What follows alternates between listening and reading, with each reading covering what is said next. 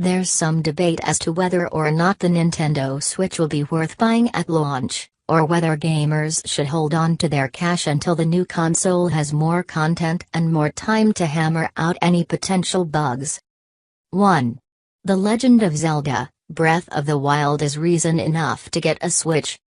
Once upon a time, I said that the PlayStation 3 was worth buying if only because it was the only place you could play Demon's Souls, though this was mildly hyperbolic given the many other great PS3 titles available. For a brief period, the most compelling case for a PS4 purchase was Bloodborne, before various other exclusives landed on that system. The Legend of Zelda: Breath of the Wild is that kind of game. Not only system purchase justifying, but generation defining. I don't want to say too much, but I can say that in my time with the game so far I've felt like a child again, experiencing video games for the first time. Of course, you can also get the game on the Wii U, so Zelda alone may not be a compelling enough answer, though you can't play it on the go with a Wii U.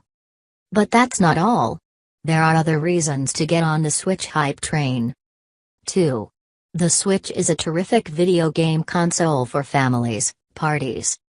I've also played 1-2 Switch and Just Dance 2017 on Nintendo's new console, and as a father I can say that these two games on the Switch are absolutely great for families.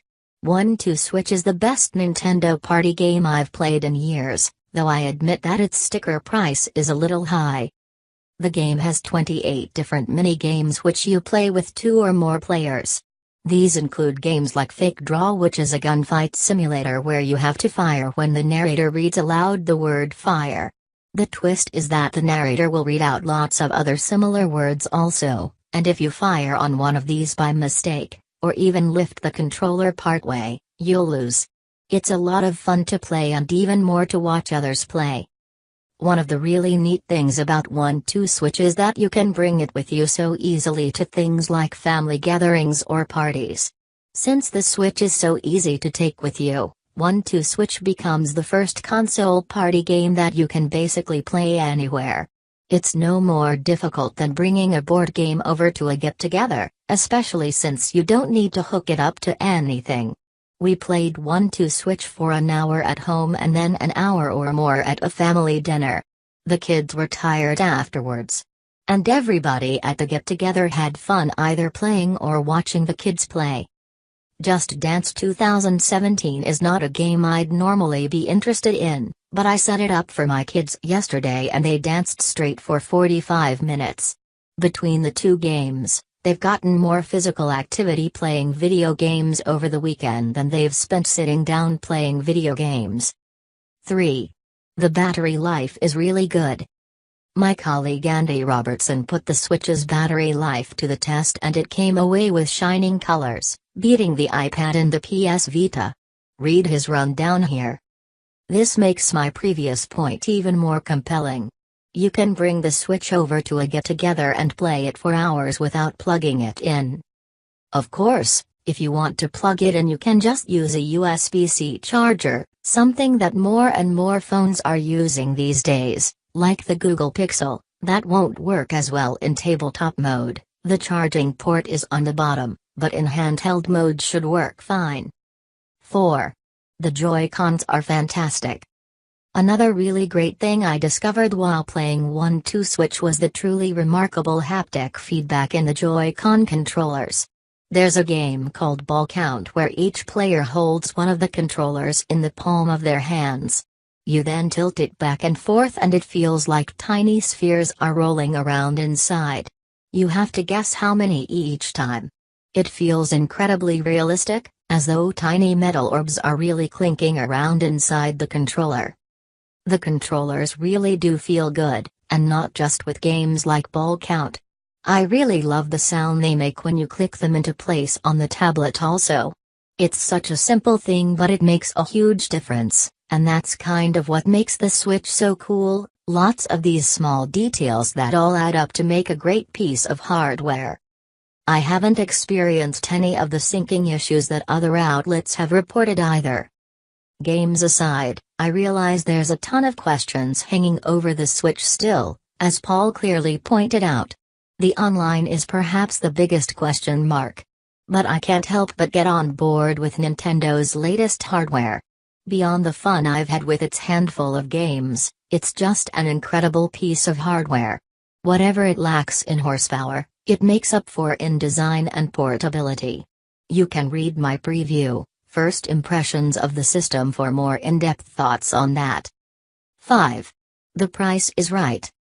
Finally, for what you're getting, I think $299 is a fantastic price point. This is a console that offers something truly different and compelling from the rest of the pack. It combines the best of mobile gaming with the best of traditional home console gaming, and while it may never boast the most advanced graphics or 4K, it may help convince the industry that those things actually don't matter as much as satisfying games and satisfying inputs. Sure, there won't be a ton of games right away, but by the end of 2017 you should have a pretty varied list to choose from. And if the system is a success, we may even see more third-party support materialize. I'm rooting for a virtuous cycle in that regard rather than a downward spiral. The real issue is whether or not you'll be able to even buy a Switch at launch.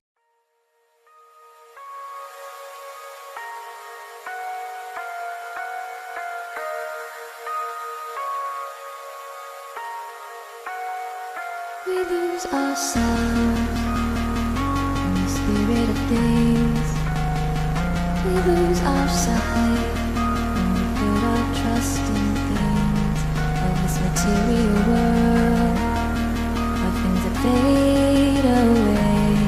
Yet you keep coming back, keep coming back, keep coming back, keep coming back, keep coming back, keep coming back, keep coming back. Keep coming back, keep coming back, keep coming back, keep